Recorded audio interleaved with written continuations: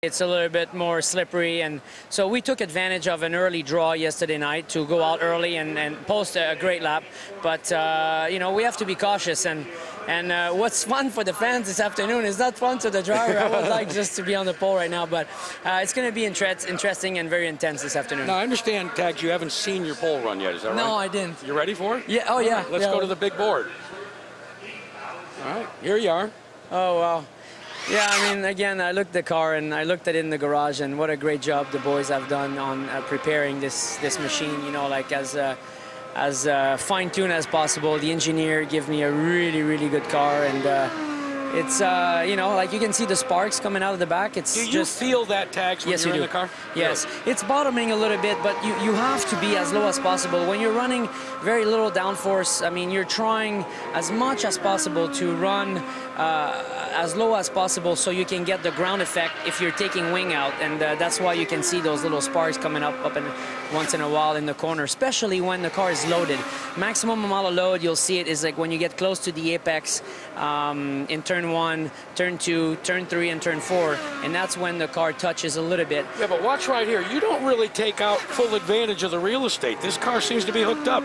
Yeah, the car is quite hooked up, and the thing is, everybody has their own line. Everybody has their, you know, their own mentality about Indy, and you know, if you can run and not really just run too much road, you know, too much real estate, then obviously your lap is going to be a little bit quicker. And I've been looking at the data, analyzing the data, and that's where we need to be to run quick. So unless the car asks me to go all the way to the wall, I'm not just going to take it there because I want to run a short line.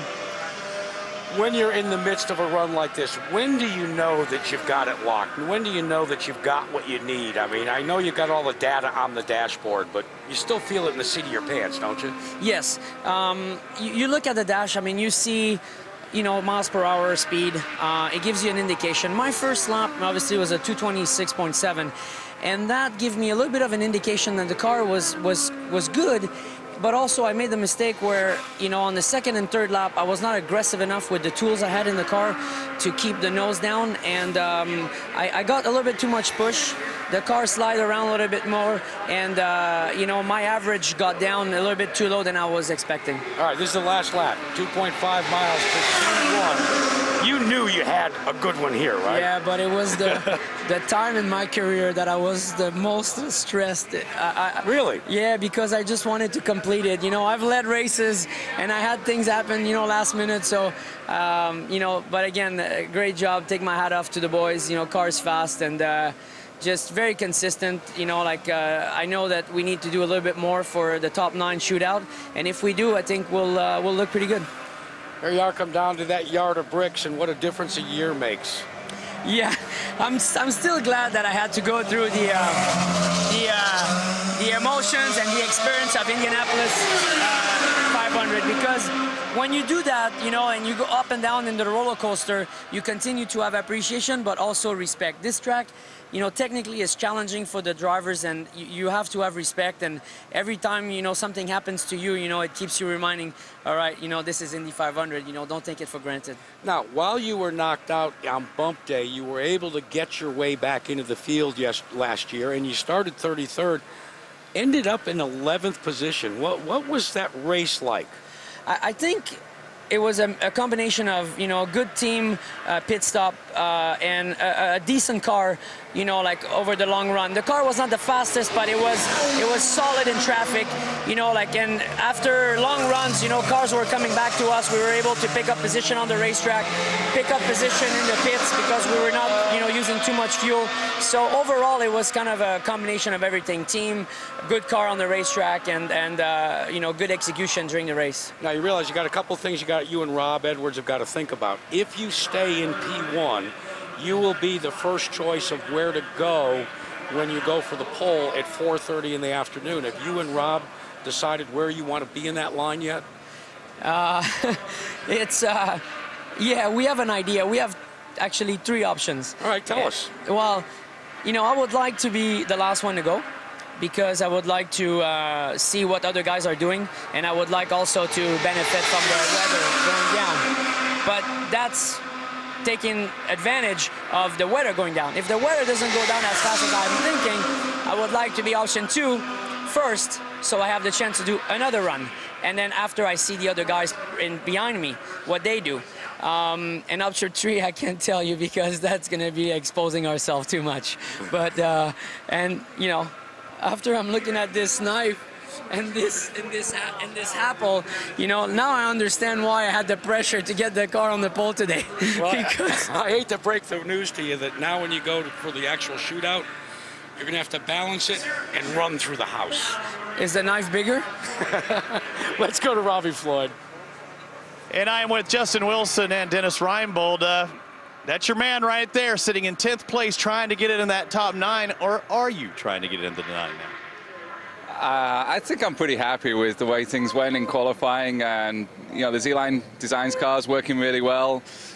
Did a time that is better than what we expected, so I think we just got to be happy with that. And unless we suddenly get bumped down and we're sitting 22nd or 23rd, then you know, I don't see a point going back out there and risking anything. I'm pretty sure you made the top 24. Is it just a heat factor right now? I mean, it's definitely different than when you drove earlier. It's changing all the time, and the heat's obviously got the direct sunlight on the track, so there's less grip out of the surface, and the cars are moving around. You got the tailwind into 2, so you got the push through 2.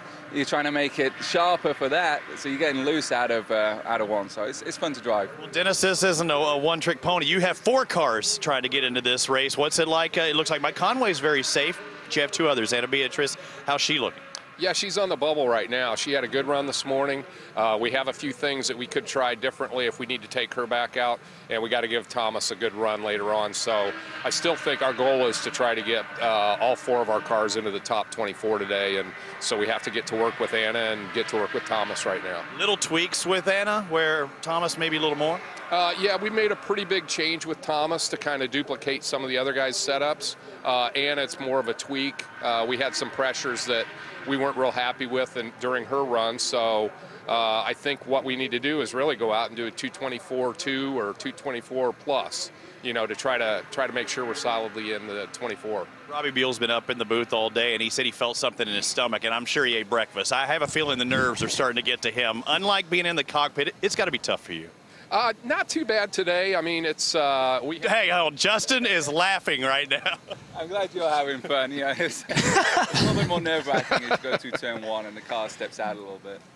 Yeah, I'm sure it is. I wasn't in the car, so I didn't have that experience. Yeah. But no, we still have work to do. That's all. We have 2 more cars we want to try to get in this race. How much better do you feel this year compared to last year, though? Because, I mean, it seemed like everybody was working hard to get in. Yeah, everybody was. I mean, we're trying to be smart about it. I mean, quite a few cars have found the fence today, so we don't want to push too hard to where we take a big risk. This place is all about risk and reward, and we want to keep things in perspective and be smart. Still several hours in the day. When they open it for practice, any chance of going out there trying to dial in the car a little bit better? Yeah, I think we're going to go out here real soon with both Anna and Thomas and see what we can do.